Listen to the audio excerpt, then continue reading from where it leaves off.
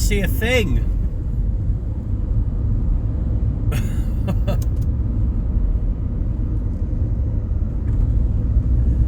This is a real pea super. We're still a good half an hour away from Bala, so things could change and hopefully it'll get a bit lighter. But yeah, the fog is pretty crazy. Oh, we're down at the lake. It is spooky. It's horrible. It's dark. It's the darkest it's been. I mean, you know, we're starting to find, you know, every week now it's getting much, much darker. The sun hasn't risen by the looks of it. Yeah, loads of boats gone now.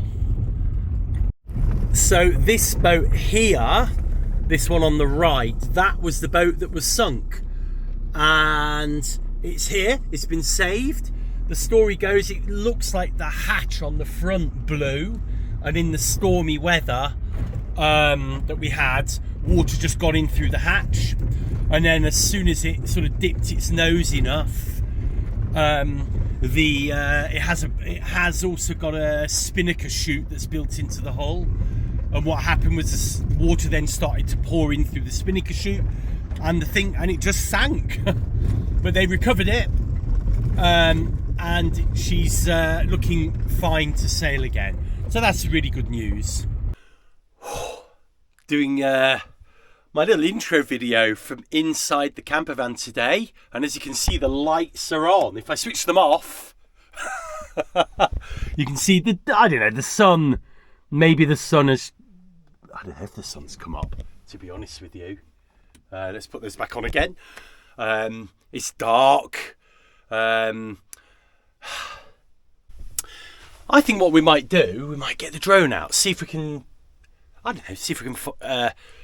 get a different aspects of the lake in this sort of darker weather. Yeah, let's do that. So a thought did occur to me, we can test the new stick I've 3D printed, the new capture stick. So yeah, let's get that tested and see if we can have a successful flight. Okay, successfully launched, let's give her a whirl.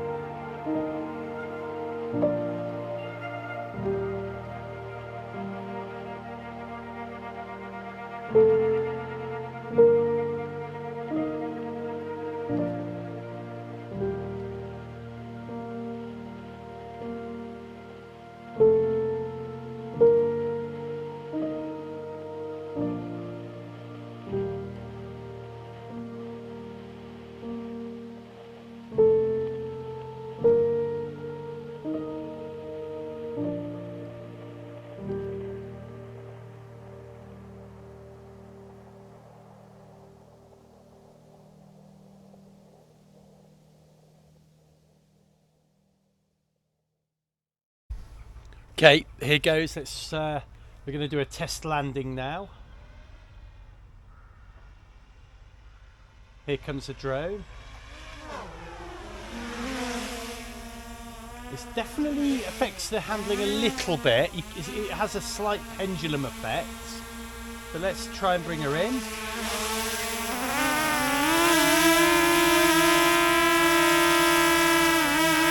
So she's quite stable.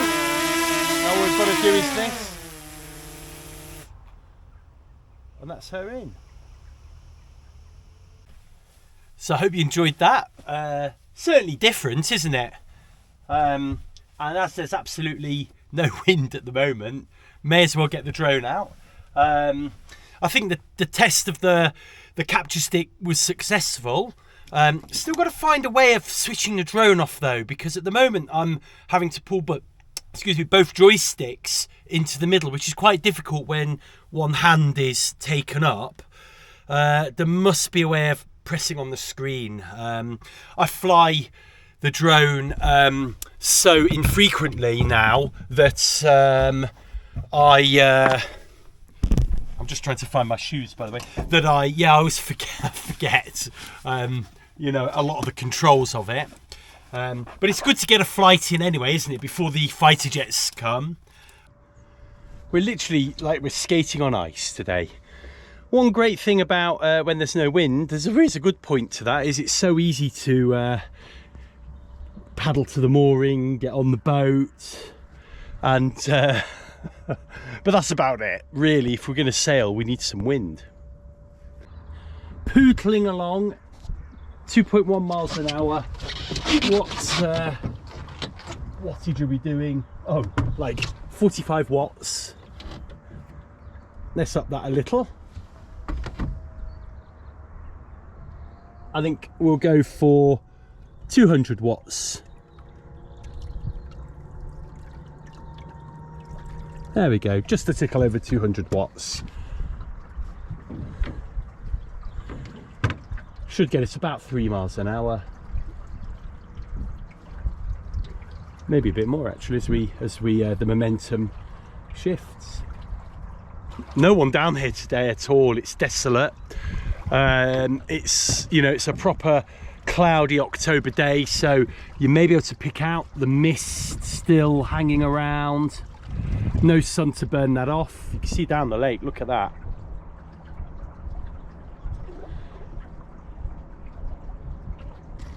Got the flag out.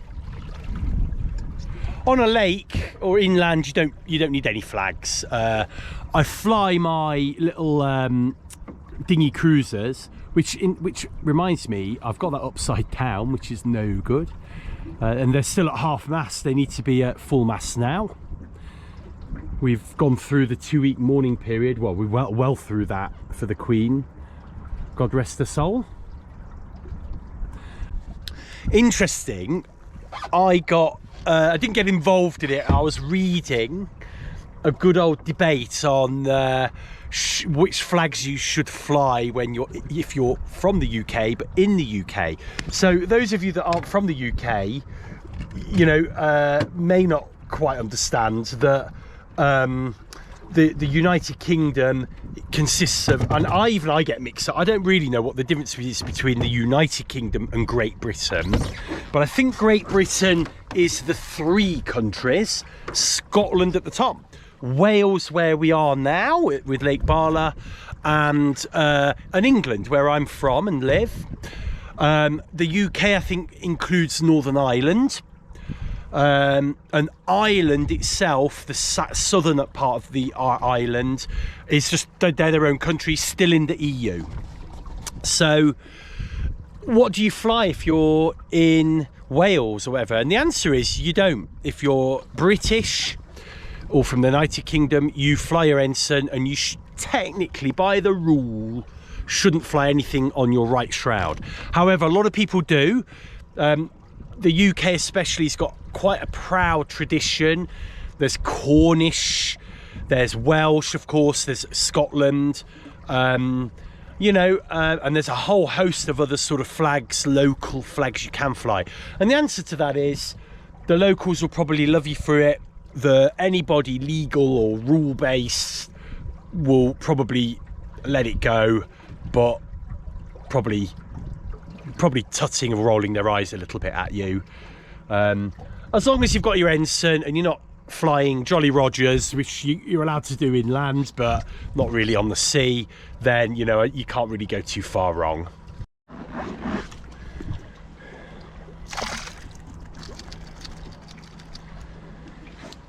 I'm actually going for the Crocs today.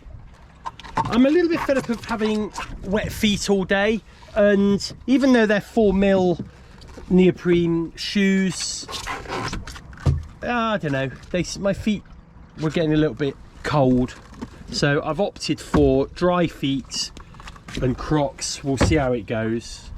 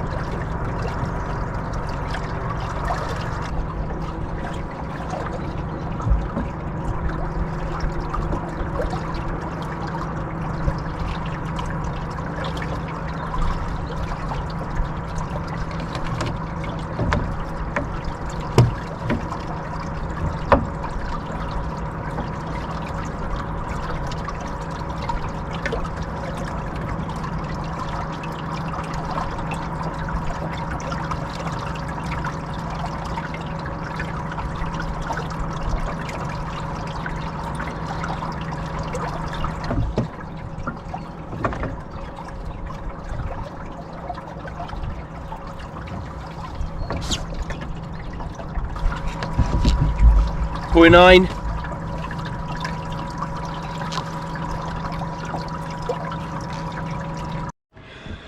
So my Air 2S is with me today. Brilliant drone, really amazing drone. But one thing I've really struggled with is getting it to follow us and track us properly. And it has this weird effect where it kind of sort of swooshes in and swooshes out. And it's been violent enough to actually make me concerned that it might have even hit the rigging and whatnot. So I went online and I found out that it could be something to do with the colour of the clothes I'm wearing. So today I've got my classic white t-shirt on, and I've also got this red jumper on, and I'm hoping we can get it to track me, and because I've got the red t-shirt on, it'll kind of find me and the contrast will be okay. Normally what I've realised is I've either got black shoulders and black buoyancy aid, and it might not be able to follow me properly. So someone did say they put a colourful coat or t-shirt on and the drone had a lot more chance of following me. So I'm going to try that now, see if that works.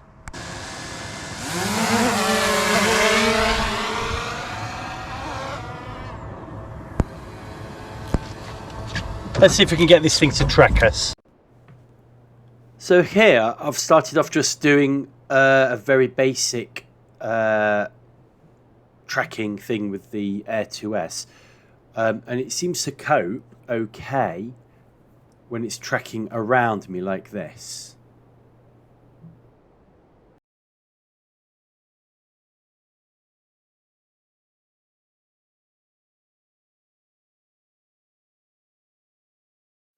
So now I'm trying to get the drone to follow me.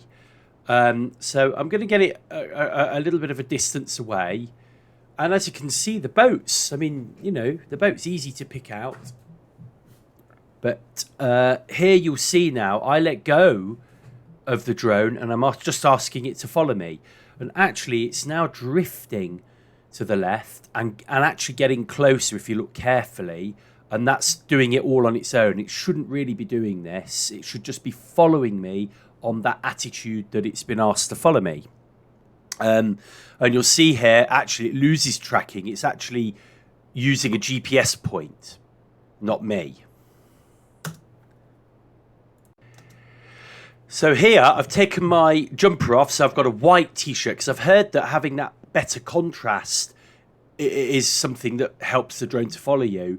And I've got the drone very close, but now you'll really see the problem I have with the Air 2S, which is it whooshes in and then it'll whoosh out and then it'll lose tracking. It'll fix on the last known GPS position of, and there you go, look. And it whooshes in and it whooshes out. I'm holding on to the controller because it whooshes in so violently sometimes that it can hit things. So I think it does that just here.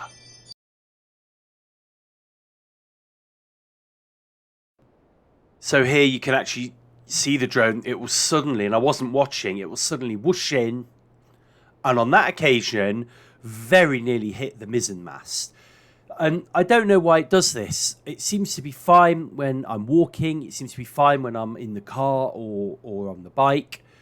But on the boat of any nature, this drone will not follow me. So any help with that, please let me know, because it's frustrated me for a long time.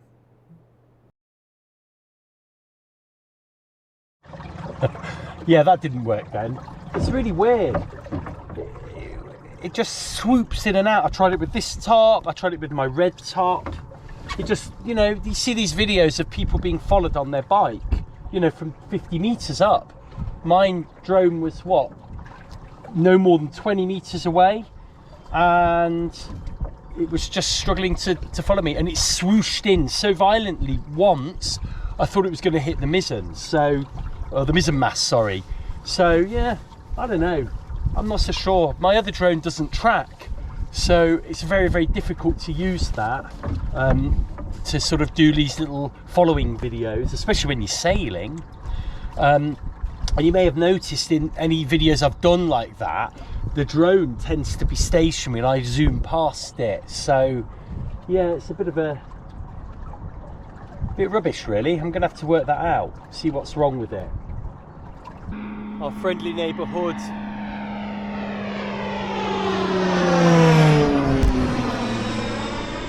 Friendly neighbourhood, they're the training jets. The fast jet school, as you know, is around here. And those are the things they learn to fly in first, the kind of really quick propeller aircraft. Want to just be careful of this little spit of land that comes out here. But let's see how close we can get before we would run aground. Because the water's a little bit murky, you do have to be very careful here, because it suddenly creeps up on you. So you can't see a thing at the moment. Can we? No. And we're very close, 10 meters from land here. Ooh, what's that? It's like algae.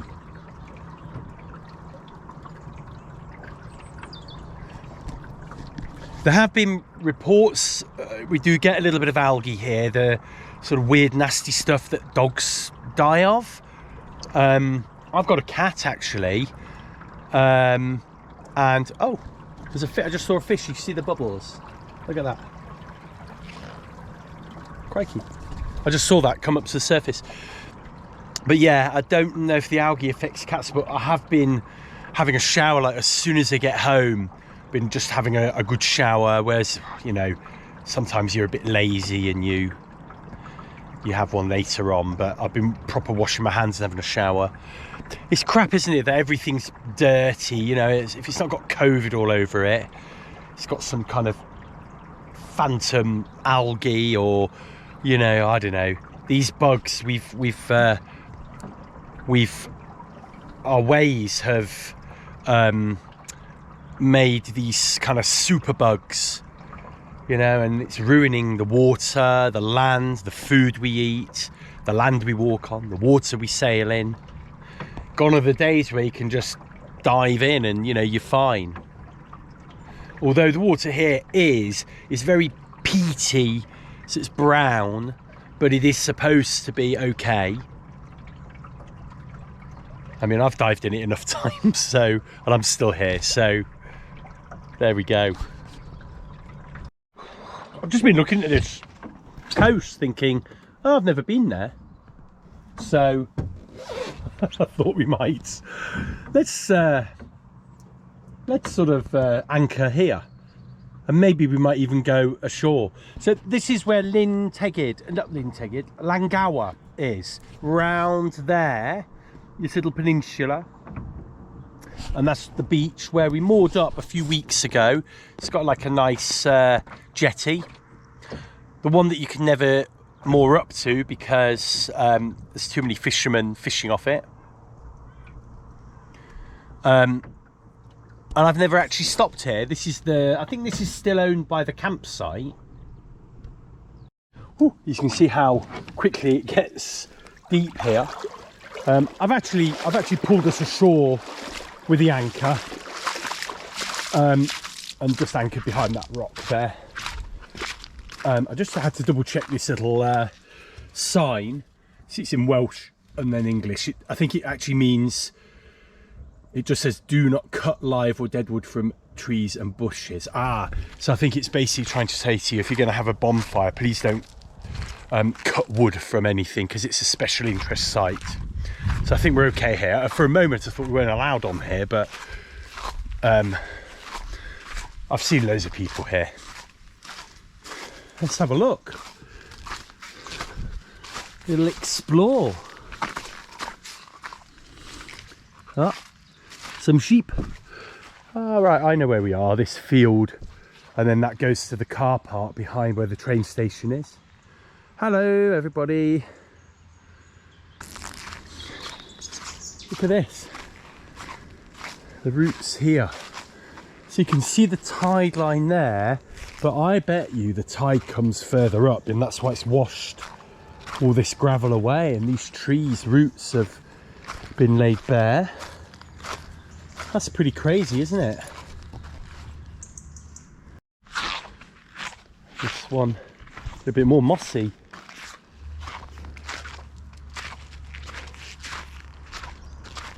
Yeah, you can see where this is the recent tide mark that we had.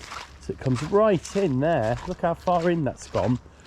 But like we saw earlier, the tide has come. Has come in and now has gone all the way out. So, gosh, these are gnarly, aren't they? These trees, they're crazy. This is an oak tree. Are they all oak trees? This is definitely an oak tree. I've got a real love of oak trees. Obviously, being British, very, very British tree. I've got loads of gravel in my feet now.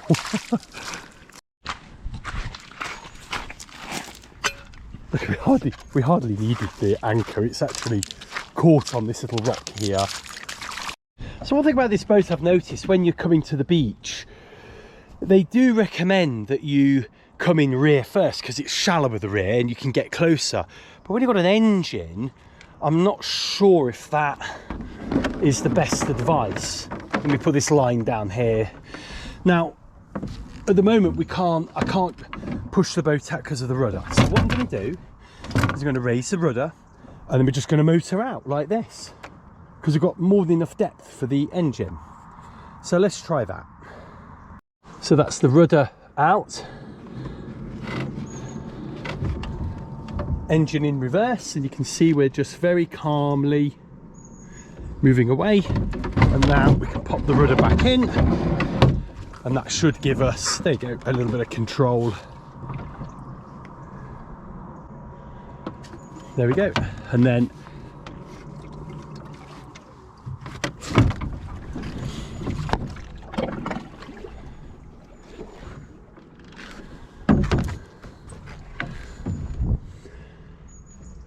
you have to remember when you're using the rudder for the boat, it's in front of the outboard. Oh gosh, we're going to come close here.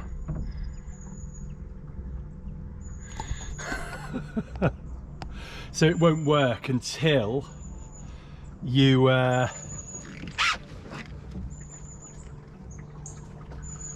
that's quite close, look at that. So it won't work till you've got some speed up. And then if you try and steer this rudder too much too soon, you'll never get speed up. so it just goes kind of straight on. So I don't know if you notice it, as I eased on the rudder, it actually, the turn sped up. Anyway, we're away.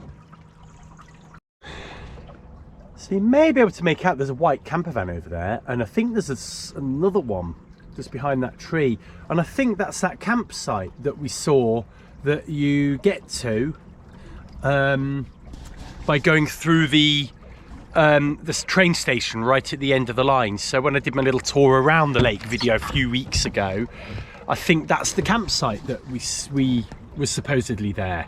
And that's really interesting, and it's interesting it's still open, because most of the campsites now have closed.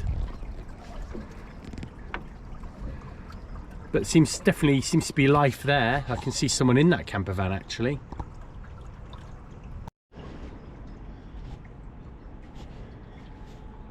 So here is actually where I think I stopped. Oh no, it's down there. Down there is where I stopped when I first started sailing, and you see video of me just capsizing on the shore a few times.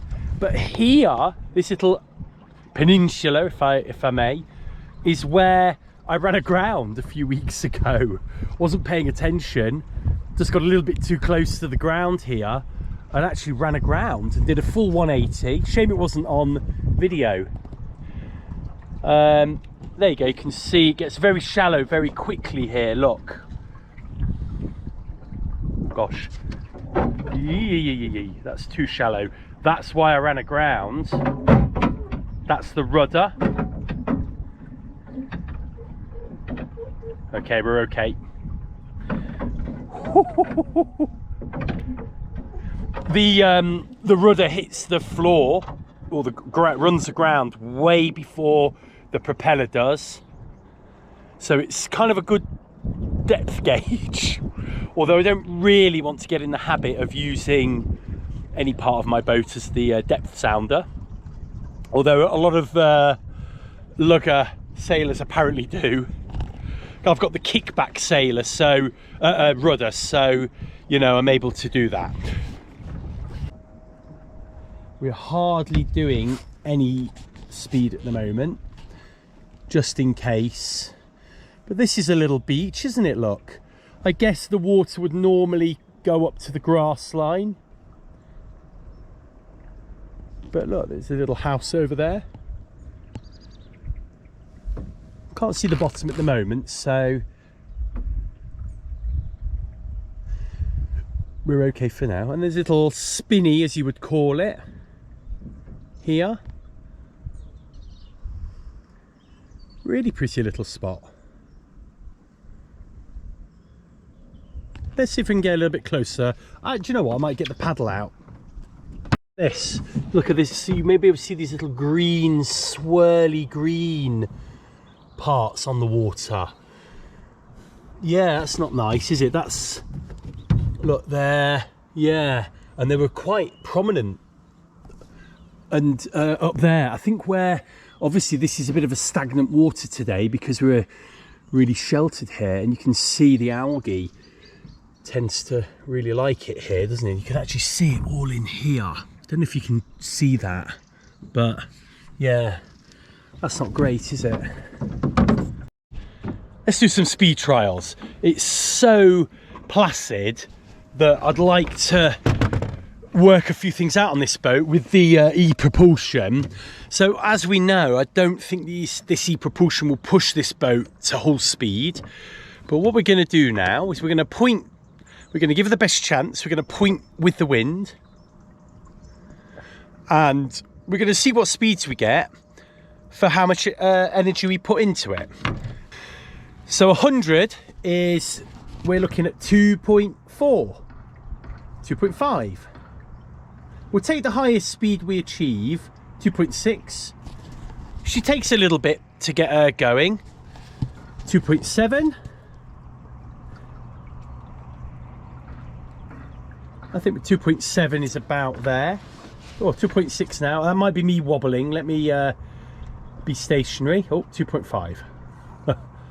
Obviously the GPS is a fairly, you know, isn't super duper accurate. 2.6.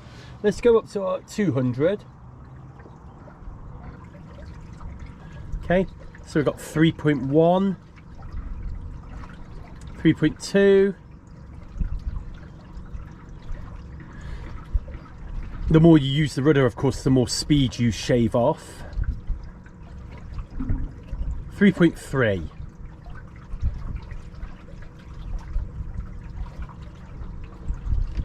Okay, let's go to 300. So we've got 3.6 so far. 3.7. This is miles an hour, by the way.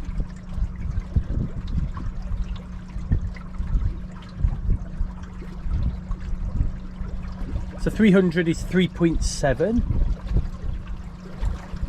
Let's go to 4.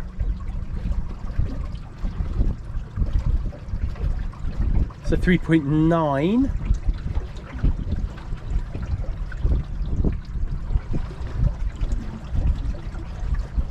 4.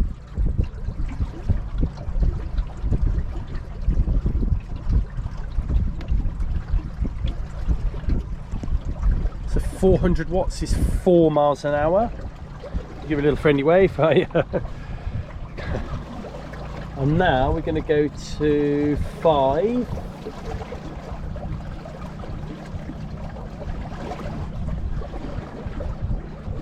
You can see the wake now starting to appear. So we're at 4.3 now. Let's go to 600. 4.4.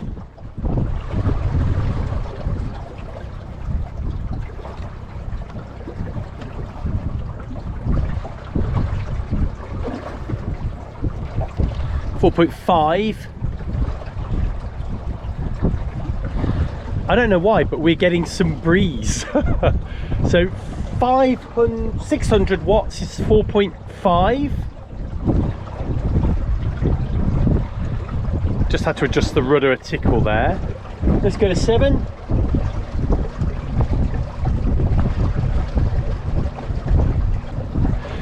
So again, 4.5. We got to just get ourselves back on course here. Oh, 4.6. Oh, we like that. Tried to keep the rudder in the same spot. So 4.5 again. It's interesting, isn't it, that we're not really getting much speed for the input. So I'm going to go to 8.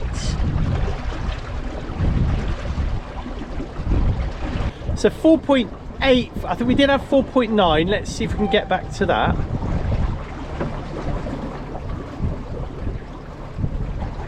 Oh, we're losing ground now. And then I'm going to whack it up. 5.1.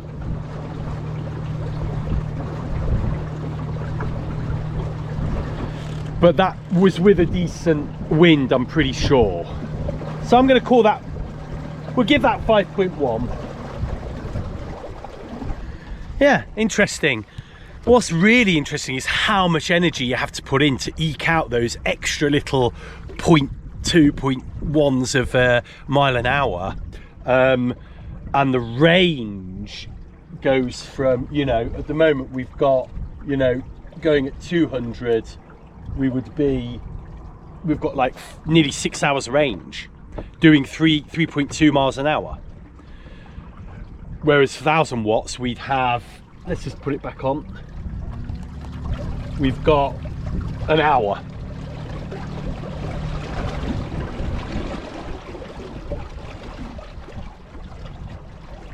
So just goes to show how much energy you have to put in. It also shows that this engine goes up and up and up and up till it's max, and then it can't push the boat any further. So I think the boat should do 6.1 miles an hour hold speed, something like that. And that's why it needs a 5 or a 6 horsepower engine. And this is a kilowatt, which apparently is the equivalent to a 4 horsepower, but I don't get that. That's not something to do with the way the engine works, but I'm not so sure.